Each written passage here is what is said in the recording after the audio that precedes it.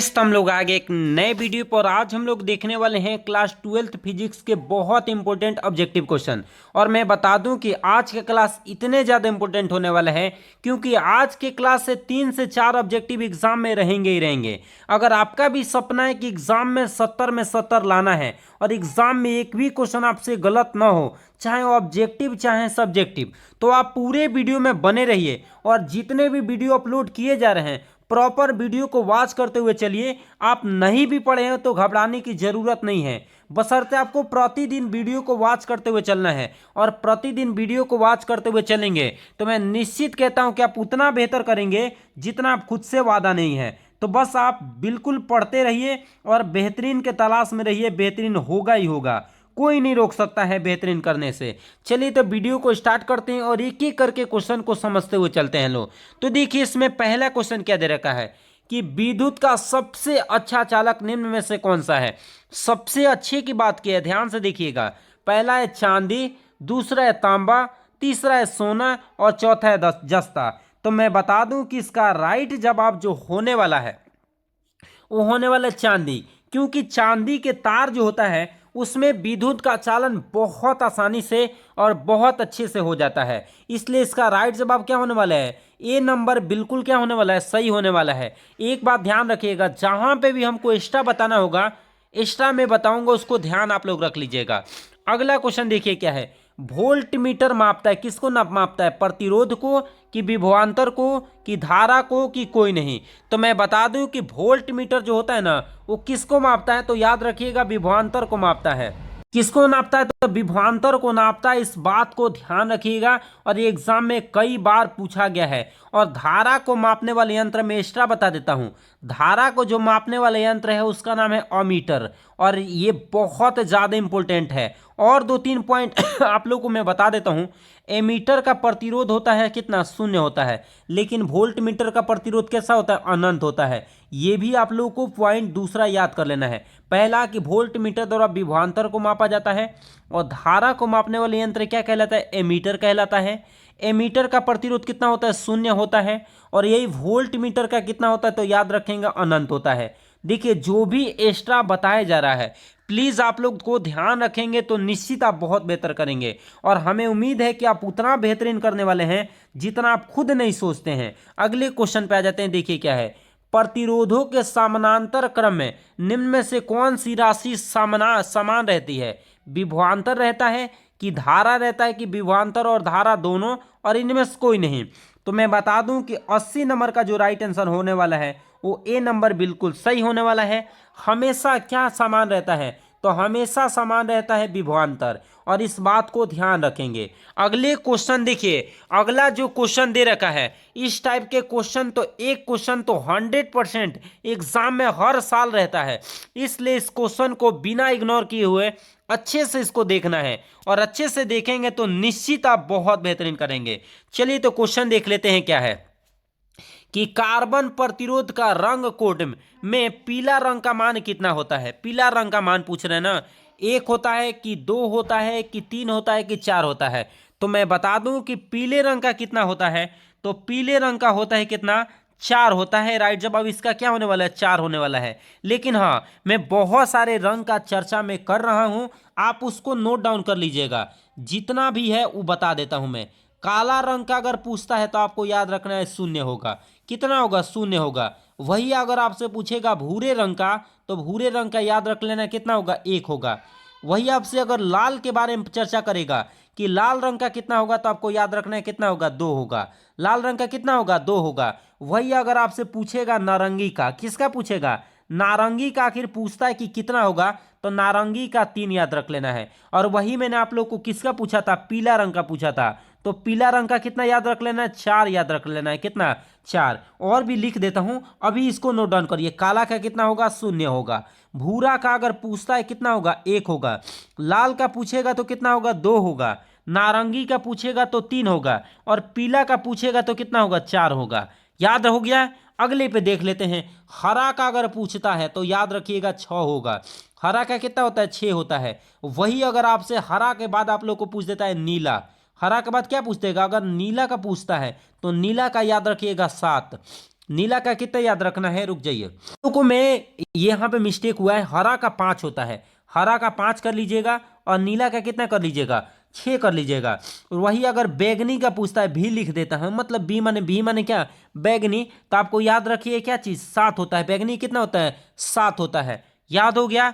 अगला देखिए क्या, अगर धूसर का पूछता है क्या कि धूसर का कितना होगा, तो धूसर का आप लोग को यहीं पे याद कर लेना, 8 होता है। और वही सुनहरा का, सफेद का पूछेगा, सफेद का, तो सफेद का याद रख लेना कितना होता है, 9 होता है। जितने भी मैं बताया ये आप लोग को अच्छे से समझ के और इसको याद कर लीजिएगा।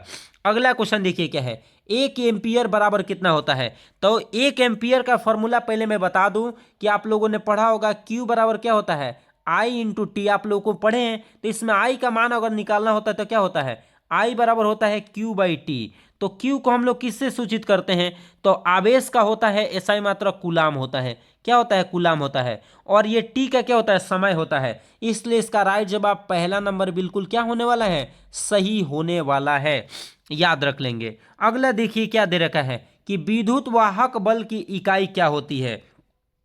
विद्युत वाहक बल की इकाई क्या होती है, न्यूटन होता है कि जूल होता है कि वोल्ट होता है कि न्यूटन प्रति एम्पीयर होता है।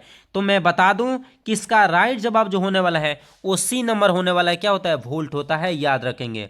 विद्युत वाहक बल का ऐसा ही मात्रा क्या होता है, वोल्ट होता है। और कितने बार एग्जाम में पूछा गया है मत पूछिए, मैं बहुत बार ये क्वेश्चन क्या किए गए हैं, रिपीट हुआ है, इसलिए याद रखेंगे। अगला देखिए क्या है, टी समय तक धारा आई के प्रवाह कारण आर प्रतिरोध के चालक में उत्पन्न ऊष्मा कितनी होती है, कितना होता है, I into R into T, I R square T, I square R into T, I square R square T. तो मैं बता दूं कि 84 नंबर का जो राइट जवाब होने वाला है वो सी नंबर बिल्कुल सही होने वाला है, आई स्क्वायर आर टी है, क्या है, आई स्क्वायर आर टी।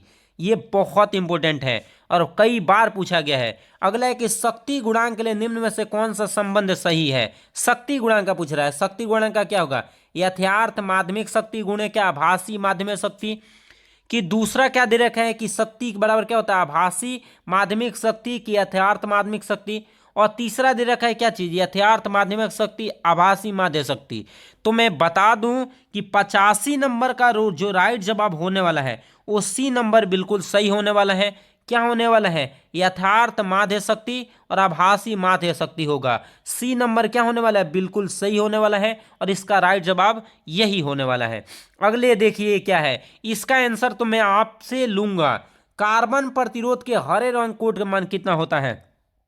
86 नंबर का आंसर आप लोग कमेंट करके बताएंगे, क्योंकि कोड का रंग इसके पहले मैं बिल्कुल बारीकी से सबका बताया और आप लोग वहीं से जरूर बताइएगा।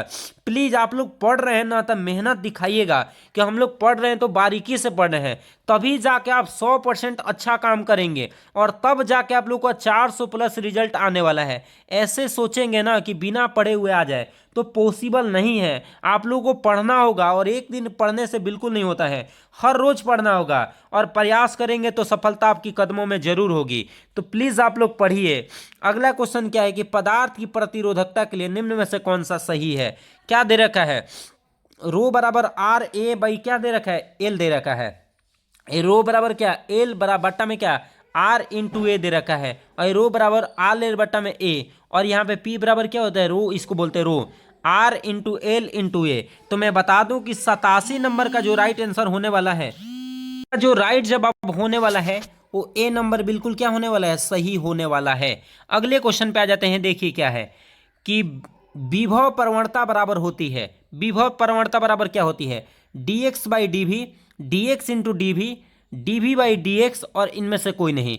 तो विभव प्रवणता जो होता है, आप लोगों ने विभव प्रवणता पढ़ा था और मैं बता दूं कि विभव प्रवणता 2 नंबर में ये क्वेश्चन आ रहा है 2025 में, इसलिए आप लोग ध्यान से इसको पढ़ लीजिएगा क्योंकि विभव प्रवणता 100% एग्जाम में आ ही रहा है, इसलिए इसको ध्यान रखेंगे। और इसका सूत्र जो होता है ना वो होता है क्या, d v by d x होता है। इस बात को भी याद रखिए क्योंकि ऑब्जेक्टिव भी बहुत ज़्यादा पूछे जाता है, तो इसलिए आप इसको भी याद रखेंगे। अगले क्वेश्चन देखिए क्या है, विद्युत शक्ति, विद्युत परिपथ की शक्ति होती है v into r, v square r, I square बट्टा में आर और भी स्क्वायर इंटू आर इंटू क्या आई। तो मैं बता दूं कि 89 नंबर का जो राइट जवाब होने वाला है वो सी नंबर बिल्कुल सही होने वाला है। आर स्क्वायर बट्टा में क्या होगा, आर होगा। अगला क्वेश्चन देखिए क्या है, धारितीय प्रतिघात होता है किसके बराबर होता है, वर्क बट्टा सी, सी बाई वर्क, वर्क इंटू सी और 1 बाई क्या डब्ल्यू इंटू सी। तो मैं बता दूं कि 90 नंबर का जो राइट जवाब होने वाला है वो आपको डी नंबर बिल्कुल सही होने वाला है। और इसका आंसर तो आप लोग को कमेंट करके बताना होगा कि कार्बन प्रतिरोध का कलर कोड में लाल रंग का मान कितना होता है। मैं बिल्कुल बारीकी से बताया था, इसलिए प्लीज़ आप लोग जरूर इसको आंसर आप लोग बताएंगे और ये बहुत ज़्यादा इंपॉर्टेंट है। और इसी के साथ हम लोग मिलेंगे अगले वीडियो में। आप लोग पढ़ेंगे और मेहनत करेंगे तो सफलता मिलना ही मिलना है, कोई रोक नहीं सकता है, बशर्ते उसके लिए प्रतिदिन मेहनत करना होगा, सफलता मिलेगा। चलिए तो मिलते हैं अगली वीडियो में, तब तक लिए जय हिंद।